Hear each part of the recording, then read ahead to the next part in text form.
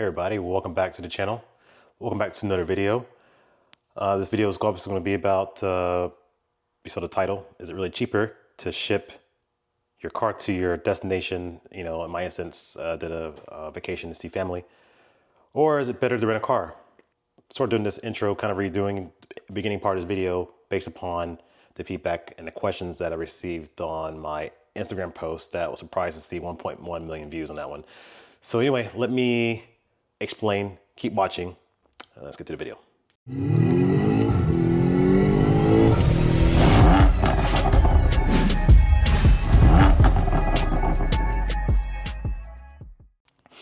So depending on your situation, and I'm just gonna cut right to the chase before I go into the details about shipping your car, can it be cheaper or be near the same cost?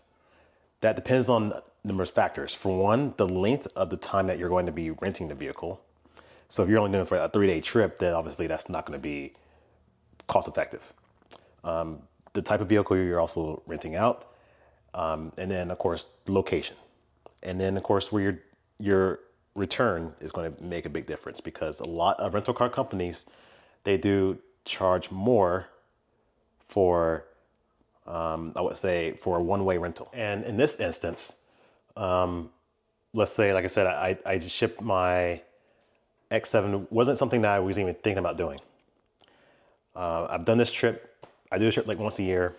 And this time, my wife and I, we decided to, let's just visit family. Let's hit up, both, her family, my family, and we'll just make it a long trip, as opposed to where we just like do a week at a time. And I think last time I did, I think I rented a Tesla Model S Plaid. But obviously, I'm returning the car back to the original location where I rented it from. So while it cost me, I think for that rental, about $2,400 for the rental, I was able to return it back to the same location because it was sort of like a Turo. It was more of a private rental thing. So obviously I couldn't drop it off anywhere else. In this instance, there are a number of factors that why we decided to do a one-way trip. And I looked into, for one, the time frame I'm traveling. I'm traveling into the winter. Okay, that's one factor. Okay, I really want to make sure I have an SUV, because when you're going through these mainstream rental car companies like Hertz, Enterprise, Budget, I think what's the other one? Avis. All those companies, they charge you. Well, first of all, like you can't guarantee your car, even though you can sort of pick the model, but sometimes these models, there's variations of the powertrain. So I don't know if it's going to have an all-wheel drive version of that. For example, I've rented a luxury sedan, and sometimes I end up getting like a Affinity Q50, and occasionally I get an all-wheel drive. Sometimes I get the rear-wheel drive. It varies. And same to the SUVs. So I can't count on that being I'm gonna make sure if I get the SUV, it's gonna be an all-wheel drive one. Second of all, we have a lot of stuff, right? We're taking the family. We have a dog with us. There's another factor too when you're having a pet. Depending on who you rent from, there could be an additional fee. If we're doing the Turo, obviously I have to go through the host and make sure that they're okay with having a pet. If they say no, then that changes some things. And then also, we also, having a toddler with us. I think he at the time was 1 year old. I'm thinking, well, okay, we need all the things that we have to have. And I know that you can try to buy some things, but we're staying obviously 2 weeks, one location. I think let's just say it was like 3 weeks for traveling, and plus it was during the holidays. Now, all those things coupled in, and I've rented before, I've had issues before where I've shown up to the rental car counter, and even though I've had the vehicle reserved, even though I say I'm getting this exact model, I've had it where they say, Hertz would say, oh, sorry, we don't have it here. And I say, well, I reserved it. Well, unfortunately, it looks like the person didn't return it back in time. Unbelievable. What actually happens is the person decided to keep the car because it's holidays, or someone else, because I'm traveling on the airport, the car's there, they just grabbed it, and I'm left with, the scraps, which has happened before. And it's happened before where I rented just kind of off topic, but I rented a Mustang GT. It was Camaro SS or similar. And this was a specialty car from Avis. And when I arrived at the airport, they checked me in and they gave me a EcoBoost Mustang and said that's similar. And I'm paying the higher cost. I said that's not similar because the Mustang should be a V8. A EcoBoost is not comparable to an SS. And you're putting or similar, and it's saying specialty vehicle because they have a certain one where there is a. Anyway, long story short, they tried to think I was an idiot and I wasn't, and I, demanded a refund. It was a big fight. So I didn't want to take the chances when I'm having the family, having the, flying actually flying across the whole country, and now don't have the proper car to be able to accommodate all our belongings, and having to deal with the stress of traveling and dealing with that, or for example, it's bad weather and I don't have the vehicle with proper equipment. So anyway, I just said, well, let me look into where take my chances, try to look at luxury SUV. So if you go to something like, or say like a large SUV, like a Tahoe or Suburban, those costs, at least for the time frame I'm looking at, it was over $2,000 because I was doing a one-way rental, meaning I was going to drop off in Ohio or pick up in Ohio and then drop it off in North Carolina. And I'm thinking, well, how do I, only way to make it cheaper for me is drive back to Ohio. I really didn't want to do that. Again, when we're flying across the country, we're making a drive to North Carolina, then I got to drive back to Ohio, then jump on a plane to fly back just to save money, which would have been, for me, the stress of a toddler who hasn't flown before and obviously hasn't been in a road trip before. It's going to be tired being in the car seat, first of all, after being in the car for 7 hours.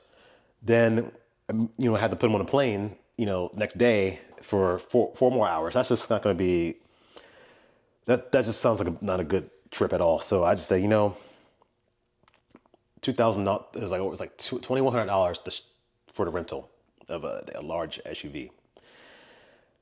What would the cost be if I were to ship the car? Because I ship cars all the time when I buy things from out of state. And I use this broker I really like. They seem pretty reliable. I'm gonna show clips of when the car was picked up and dropped off, and I'm gonna go over details later in the video regarding how the process works. So when I picked up the car, when I looked at the cost of shipping, I got quotes from both directions, and I think it was like $1,300 one way and at $1,200 or $1,100 in the other direction. And I'm thinking to myself, that's actually not too bad. I said, this might be a good idea because I have family that can receive and sort of facilitate the arrival and the departure of the car on both ends. I said, this may work for me. So obviously, you don't want to just do it without contacting. So I, contacted both family members and I say, hey, would you guys be able to help me out, do me a solid? Then they both felt like, yeah, sure, we'd love to do it. So, it worked out. I arranged for both sides. I actually arranged for the car to be picked up a little bit earlier. With transportation, you never, as good as it is, there's so many factors that can come in play. For one, I have extra cars to drive, so I don't really need this one to be here at the moment. So I said, I can ship this one out. I bought winter tires for it, had the winter tires put on, and then I shipped it out. And it got there about a week early, which was great. I just want to make sure I had extra a buffer. And then obviously the family picked us up, and that's what the reel showed on Instagram was when they picked us up from the airport after we arrived, which is great because then you can drive your own car. You feel comfortable driving your own car, and you're in different state and everything else. It just seemed to really work, and I really that experience alone, just being familiar, having the car seat, our own car seat installed, not having to lug that through the airport, being able to ship luggage, so less checked bags that I have to bring. Obviously, since we're doing the holidays, we received a lot of gifts and presents back. So I was able to load the car back with that and then have the car shipped back with the gifts. And, of course, there's obviously disclaimers when you ship your car with items, there is a risk that the vehicle can get broken into. I'm just gonna say this now, while it could be on a truck. So just be aware what valuables you put in the vehicle. but it hands down made it worth it. In that just because I had to deal with carrying that stuff with me. And, you know, like I said, we got the stroller, we have everything else we need, but the car seat is already there. And plus, you know, you say it's your own vehicle. Like I said, making the road trip, I felt comfortable. There was a little bit of light snow in West Virginia, cold temperatures. I didn't worry about the tires or anything like that. I had my radar detector, of course, you know, and everything else I had going on. And I just felt like, you know, I always put my radar detector anyway, but just nice that it had it all hardwired and I had to really care about it, and dash cam and all that stuff. So, yeah, it was just a good trip. And then, of course, the pickup was, I arranged it a couple days after I left, just in case I had to stay later, you know, had to flight delays and anything like that. And of course, it was facilitated through also a family member that helped met the driver, and they met up at their house and picked up the vehicle. And I think it came like 3 days later. So I'll show those portions because I kind of vlogged a little bit of that, the timeline as it went. If you're interested how that process went. Keep watching to the end of the video. I'm going to show that. But yeah, overall, I think that was a good experience. I think, like I said, the real kind of like, you know, a little bit, I was like, a little clickbaitish, but I wasn't trying to be. I didn't know the video was going to really get that much traction. But yeah, and it's funny because, you know, you see the comments and stuff. People are like, how's that possible? How's that possible? There's no way. There's no way. Why don't you just rent an Altima? First of all, a great Altima, yeah, it'd be cheaper, but there's no way we're gonna put all our stuff, the stuff that we had in that car, there's no freaking way that would have fit in Altima. We had this X7 loaded to the max because of the amount of clothes we needed for everybody that was with us and everything else. So, and of course, you know, you get the hate comments. People are like, oh, you just leasing and you're just your leased vehicle and you're just a flex. I'm like, nope, not a flex. It's not at all. I just felt like I found a slightly better cost effective. Like I said, it varies too. The broker I use, these brokers obviously don't tell me to do this video. It's just, I've used them for years. And if you know my channel, I buy and sell cars. I buy cars all the time, especially from out of state. And I'll explain this process on the next clip here, how it works. But actually, I might just make a separate video because this one's maybe too long. But yeah, let's conclude here, and I'll decide. You know what? We have time. Let's just add it to this video. So keep watching, and I'll add this on regarding the shipping, the process. Because what if you're just never shipped a car before? What if you're interested in buying a car out of state? We'll cover that. All right. Thanks for watching. Obviously, the car came back in one piece. You can see here, no issues, no scratches. If you get a good driver, they obviously take pictures. They document scratches before and after, and of course, anything issues, their insurance will cover and everything else. So I really liked it. I really liked that experience. Like I said, if I do another long trip like that, I would reconsider shipping a vehicle. Like I said, only if it's cost effective. I'm not gonna just do it, just spend money just because I want the convenience of my car. That's just a waste. Let me know in the comments. I'm sure people are gonna say yes, no, or they feel, you know, good, bad. But if you're in that situation, especially you have your kids and think about your family, you're traveling, the less stress. Imagine getting to the airport and just having your own car. All right. Anyway, we'll go to the next clip. I buy a car out of state. I'm going on vacation. I'm gonna be gone for about a little over 2 weeks.